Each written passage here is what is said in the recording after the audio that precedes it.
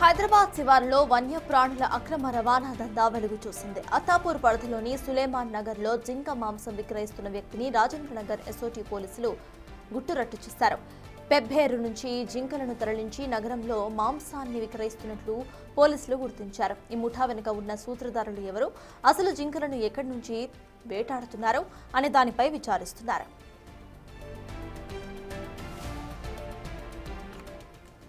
అత్తాపూర్ సులేమాన్ నగర్ లో మహమ్మద్ ఇర్ఫానుద్దీన్ అనే వ్యక్తి రహస్యంగా జింక మాంసం విక్రయిస్తున్నాడనే పక్కా సమాచారంతో ఎస్ఓటీ పోలీసులు మెరుపు దాడి చేశారు.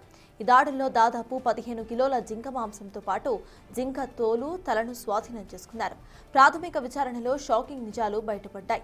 వనపర్తి జిల్లా పెబ్బేరు ప్రాంతం నుంచి జింకలను నగరానికి తీసుకువచ్చి ఇక్కడ గుట్టుచప్పుడు కాకుండా వధించి కిలో 800 రూపాయల చొప్పున విక్రయిస్తున్నట్లుగా నిందితుడు అంగీకరించాడు. నిందితుడిని అదుపులో తీసుకున్న పోలీసులు వన్యప్రాణి సంరక్షణ చట్టం కింద కేసు నమోదు చేశారు.